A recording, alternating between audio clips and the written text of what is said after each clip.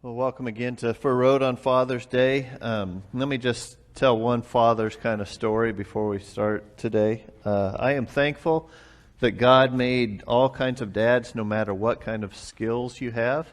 I had a experience this last week. I am not the handiest guy in the world. I will admit that right now. Okay, and so we had a kitchen sink that's been dripping for quite a while, and so I decided, okay, I'm going to fix that sink. And so I don't really know how to. So I watched a couple YouTube videos and figured out inside you take the handles off. There's a little rubber gasket inside there, down in there. And so I'm like, okay, I'm going to get this. I'm going to fix it. So I pulled it out, got this there's a little spring and a rubber thing, and went to the hardware store, favorite place, Ace Hardware in Webb City, and got the stuff. And I came home, put it on. Got it put back together, and I'm thinking, okay, I did this. Hey, that wasn't too bad.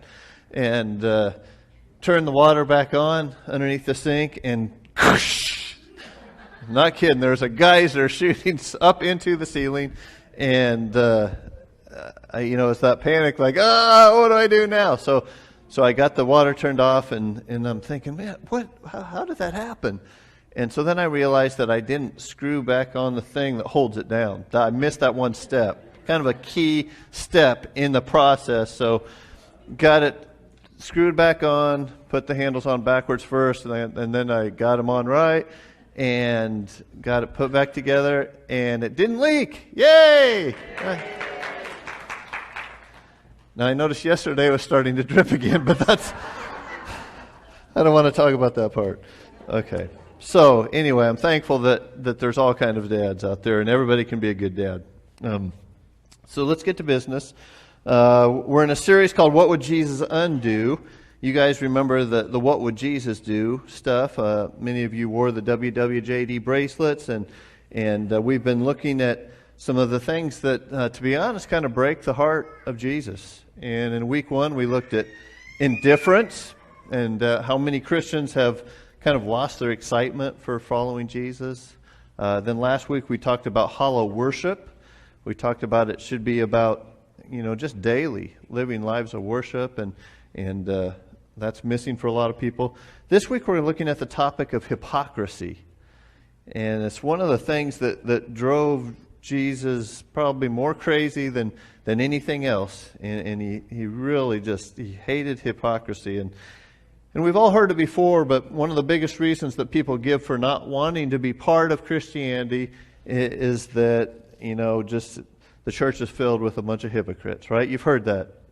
And the standard kind of joke is that, well, there's always room for one more, right? We've heard that, we've said that, and there's some truth to that statement, but I don't think it really does much to address the issue.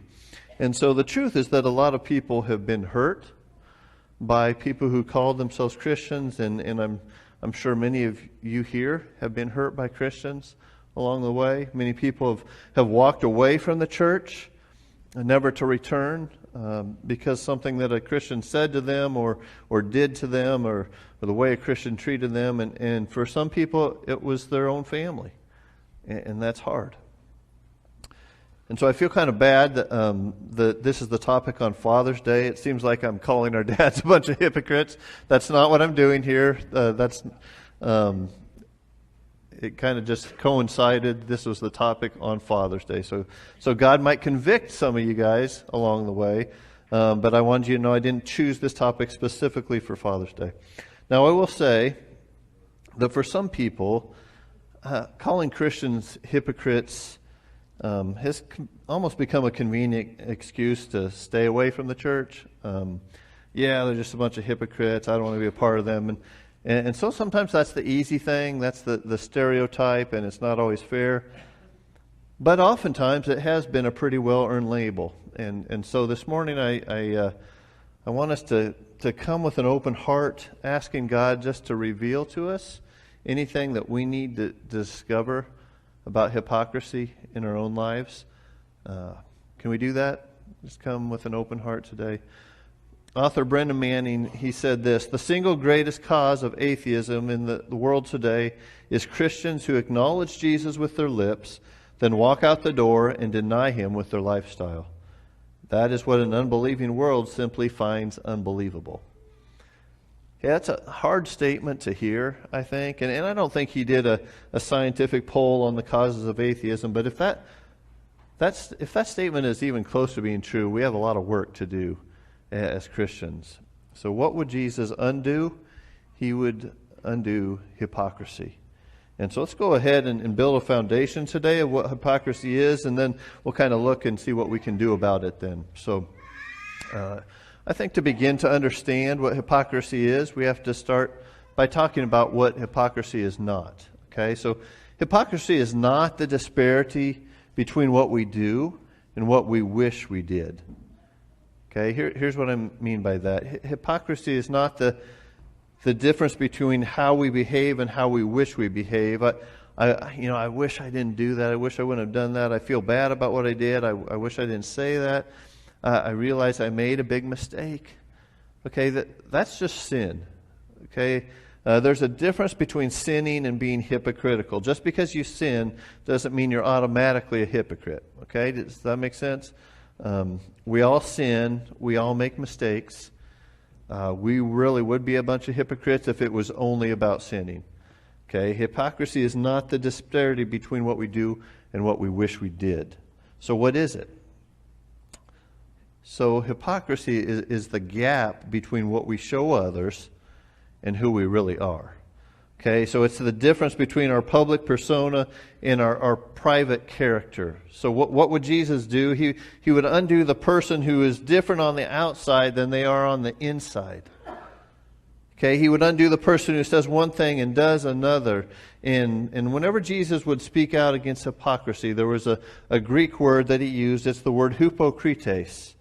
And it sounds like a lot like our word. Okay, that's where we got our word, hypocrite.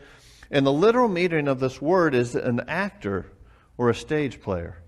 Okay, so it means one who hides behind a mask. And so if you've ever seen any of the Greek plays, the hypokrites were the masks that they would wear. You know, you've seen these masks, and they showed, what kind of character they were playing by what the mask was. And so, to be honest, there's a lot of different masks that Christians wear. Okay, there's kind of the angry Christian mask, oh, you shouldn't do this, don't do that, you're going to hell if you do this. And it's just, really stern. It's kind of like the old phrase, don't drink, don't smoke, don't chew, and don't run with girls who do, right? You've heard that one? Remember that one? The angry finger mask, it does a lot of wagging fingers at other people, and they don't smile very much, and Christians, you shouldn't really be about having fun, okay? I love Jesus, but I'm not happy about it. It's kind of what it feels like. But then behind closed doors, there's kind of this secret stuff going on. There's addictions, or they do some of the same things that they're telling others not to do. Okay, that's hypocrisy, and Jesus hated that. There's kind of the fake happy mask that people put on. That they put on this happy face and, oh, how you doing? It's so good to see you. And, oh, man, what's going on? And then later on, it's like, can you believe that person? Yeah. Did you see what they wore to church today? Whatever. And so this fakeness. And then the next time you see them, oh, hey, how you doing again? And there's just a difference between how they act and how they really are inside. And Jesus did not like that. There's the kind of the I'm perfect mask you come across in public is I have it all together, and you kind of air about you, your nose is up in the air a little bit, and just act like, man, I got it all together. And I can see you don't have it all together. So the truth is they're covering up, okay, that for weaknesses. And these masks, they're kind of this kind of thing that Jesus hated. He hated when people pretended to be one thing but were different on the inside. In Titus 1:16, Paul said this about some people who claimed to be Christ followers in the early church. He said, they claim to know God, but by their actions they deny Him.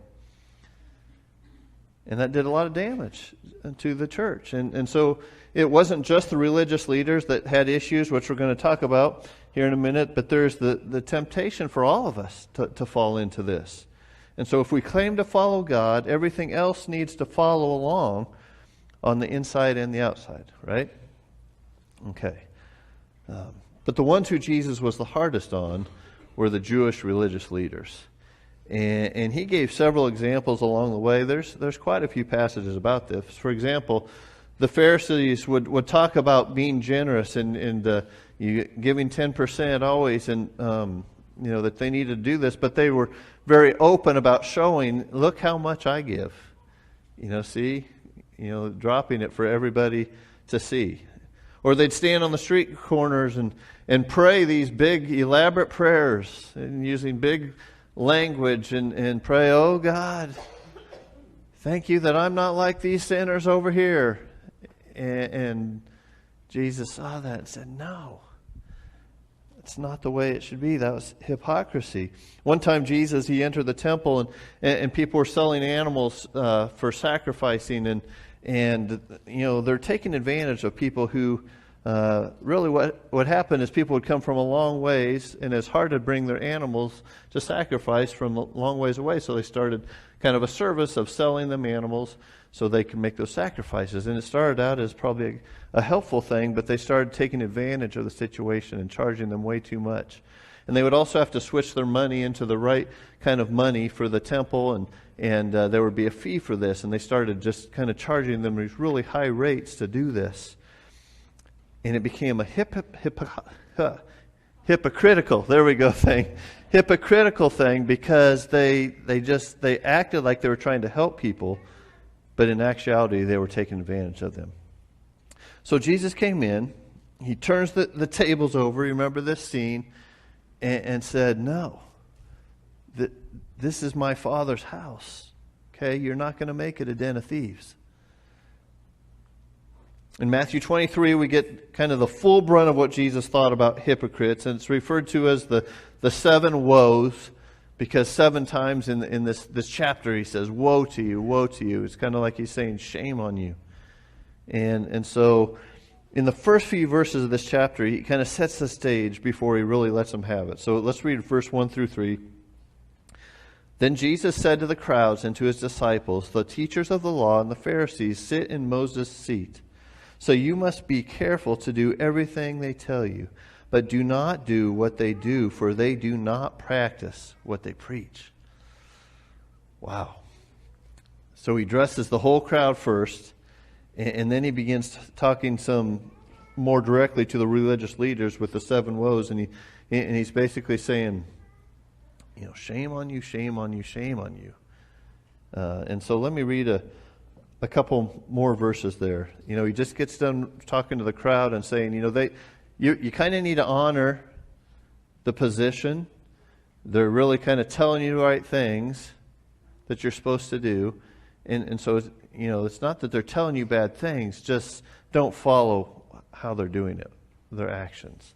And so if you can imagine if these guys who are listening to this. So if we skip up to verse 27, it gives us an example of one of the woes. It says, woe to you, teachers of the law and Pharisees, you hypocrites! You are like whitewashed tombs, which look beautiful on the outside, but on the inside are full of the bones of the dead and everything unclean.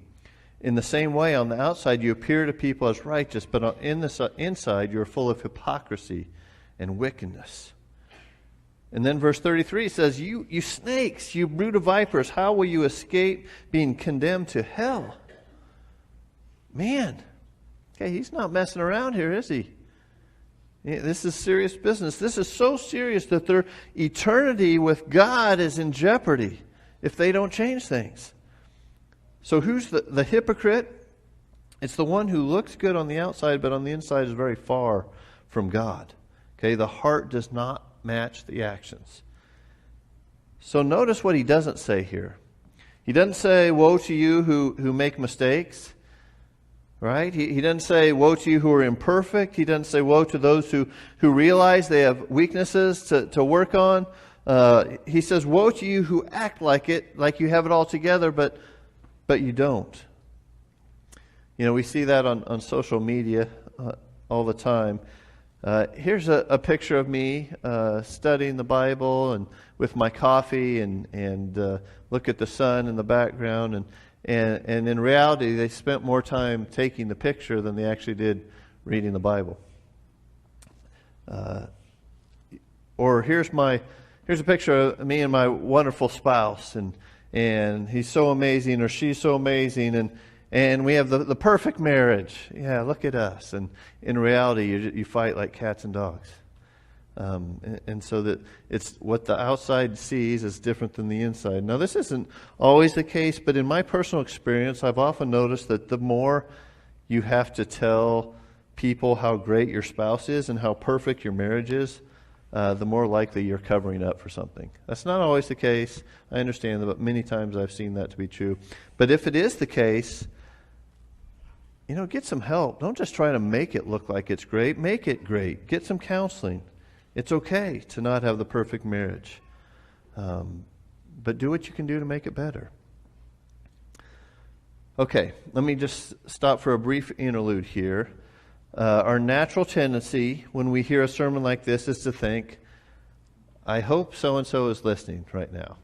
Okay? And maybe even threw a few elbows. I don't know. I hope or I wish so-and-so was here because they really need to hear this. So I would say stop if that's what you're thinking. Don't do that. This is not about somebody else. Every one of us, including me, needs to ask ourselves, do I have any areas of hypocrisy in my life? Okay, do I have any blind spots? Because sometimes we put on these masks so often that we don't even realize that we're putting them on anymore. We don't realize we have these blind spots, and we've been saying one thing and doing another thing for so long that we don't even realize that we do it anymore. So it's just like a bad habit, and it seems normal to us. In our Dangerous Prayer series not too long ago, one of our key verses was Psalm 139, 23, and 24. You remember it says, "Search me, God, and know my heart. Test me and know my anxious thoughts. See if there is any offensive way in me, and lead me in the way of everlasting." Okay, see if there is any offensive way in me. This is David praying, God, do I have any blind spots? Are there things I'm not seeing? Help me to see what I'm not seeing. And I think we all need to pray this prayer at times, because we have this amazing ability to justify our actions as normal and right.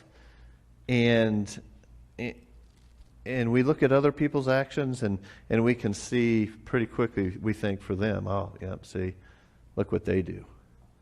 Look what they need to change. And so we can peg other people, but it's a different story when it comes to pegging ourselves. So we need to be willing to open this up to God and say, okay, God,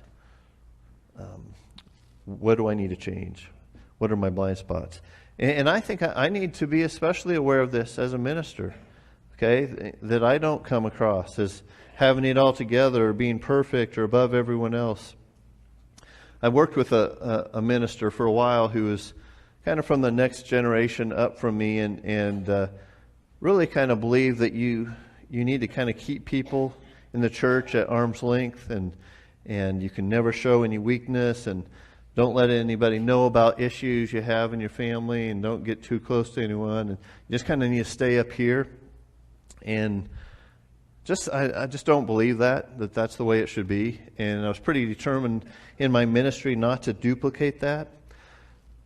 I don't think it's healthy to put your ministers on a pedestal above everyone else, because then when they fall, it's just harder on everybody. But ministers are sinners, just like everybody else.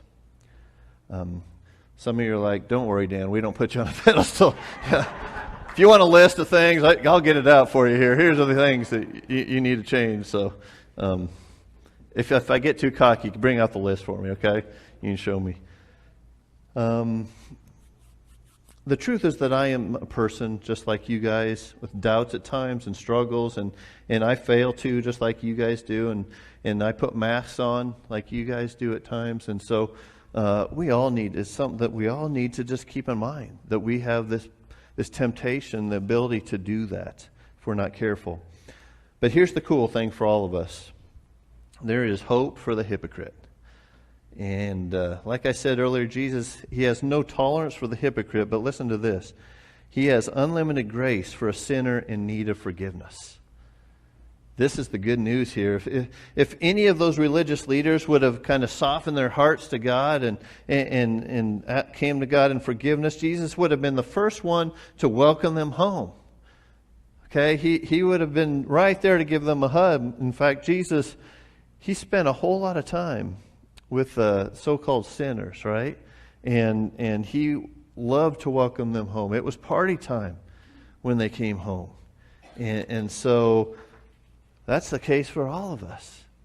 And for those out there that you just think are so hardened, Jesus is waiting for them. So earlier I read Matthew 23, 27, and 28. Let me go back to verse 25 and 26. It says, "Woe to you, teachers of the law and Pharisees, you hypocrites! You clean the outside of the cup and dish, but inside they are full of greed and self-indulgence. Blind Pharisee, first clean the inside of the cup and dish, then the outside also will be clean." So once again, he's firm and direct here, but if you notice, there's some hope in this passage of what needs to happen. Okay, you guys, you look good on the outside, but you're dirty on the inside. But if you clean up the inside, then the outside can be clean too. Okay, so he's not saying it's impossible that this can happen. And so, if you're ready to get things cleaned up on the inside, to kind of make some things clean and make some changes, Jesus is always saying, it's okay, that's great.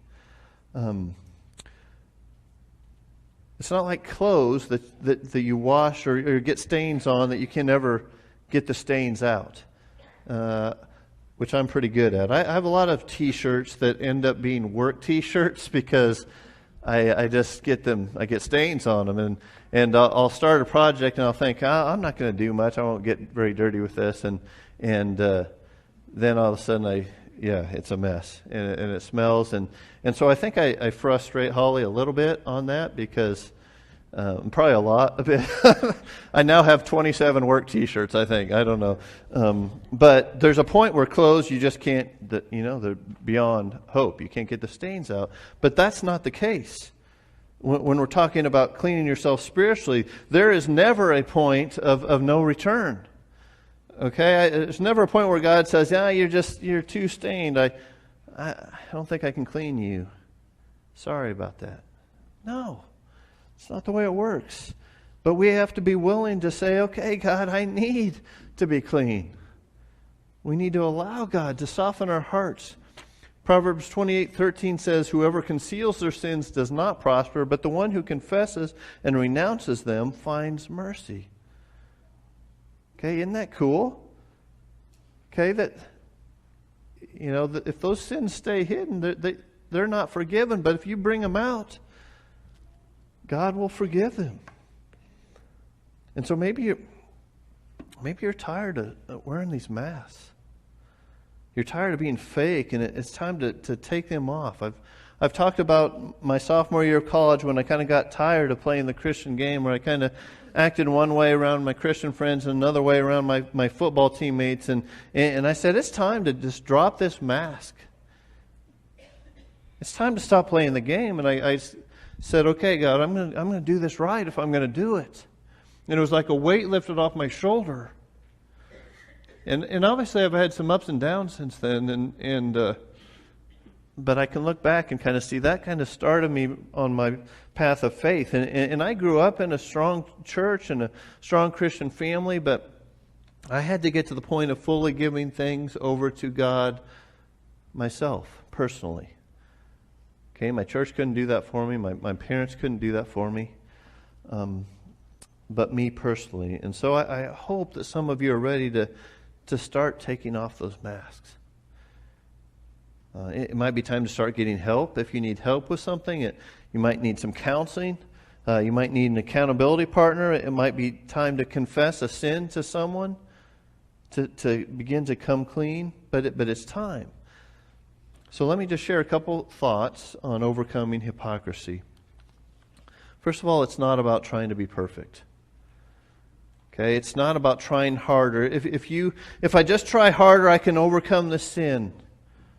Okay, if it was just about that, you would have already done it a long time ago. Okay, if I just tried to never make a mistake again, and I just try to be perfect in my faith, okay, it won't work for long. Jesus was perfect. We are not. Okay, but as a Christian, he's living in us, and he wants to keep working with us and transforming us over time into the person he wants us to be, if you'll let him. But you're not going to be perfect. So it's not about trying to be perfect. Here's what it is about. It's about giving your hypocrisy and your sin over to Christ. Okay, it's about admitting to God that I cannot do this on my own. I need your help. I've been wearing these masks for too long, and I'm not going to do it any longer. So help me, God, to be the same on the inside as I am on the outside. I like to use the analogy of a tug of war. I've used this before several times. If we try to do this on our own, to fight harder and to be perfect, we might do good for a while. And we're tugging, and say that's Satan on the other end of the line, and you're going along pretty strong, and you're doing good. And I'm fighting him like, yes, I can do this. But eventually, you're going to get tired, right? You wear out. You're going to wear out faster than Satan does. But if we get God involved, here's what God does. He says, you know what, Dan? Just drop the rope and walk away from it and let me fight that battle for you. Because God's strength is so much bigger than Satan's strength. And he will win every time. In fact, in the big picture, he's already won the battle. He fought the battle on the cross. And he was victorious. And Satan has no power over him. And so for those who give their lives to him to say, I can't do it on my own, please do it with me. You're walking alongside me in that journey. You will be victorious now and for all eternity. So what would Jesus undo? He would undo hypocrisy. But he has unlimited grace for those with humble hearts and are willing to admit their need for forgiveness. Okay, some of you might need to soften those hearts a little bit to Jesus. Say, God, I'm sorry for the mistakes I've made, for the masks I've worn. I'm sorry for doing it my way for so long. I'm sorry when my actions didn't match my insides and the times when I just came across the wrong way. And I'm ready to be humble and vulnerable, and I'm ready to give things to you. So friends, it's not an easy thing to do. Okay, I understand that, but it's a wonderful thing to do. And some of you have been Christians for a long time, but you continue to kind of wear some masks. Okay, it's time to get rid of those masks. And I don't know, maybe somebody today has never really fully committed their lives to Christ, to say, I'm giving it all to you, not just part of it. And maybe you're ready to do that. Maybe somebody's ready to be baptized today. That would be awesome. We'll have people in the Next Steps room after the service ready to talk to or pray with, or I'd love to meet with you sometime. But this is important stuff. What would Jesus do? What would Jesus undo? He would undo hypocrisy. I hope you're ready for that. Let's pray.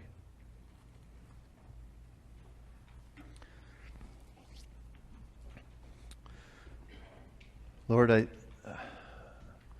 we see in your word how much you hate when people are hypocrites. And I think that all of us at times struggle with that. We want to look good, or we want to come across better than we are. And I pray that we can just humbly, each one of us, just be the same person on the inside as we are on the outside. If there's things that we need to take care of on the inside, if we need to get help, if we need to talk to somebody, I pray that we'd be willing to make those steps. And I pray that the world will see the same person that's here this morning. They'll see the same person during the week, a person that just loves you and wants to love you and love people. So help us as we go through this journey, Lord. Thank you for your patience with us. Thank you for your forgiveness. It's in your name we pray. Amen.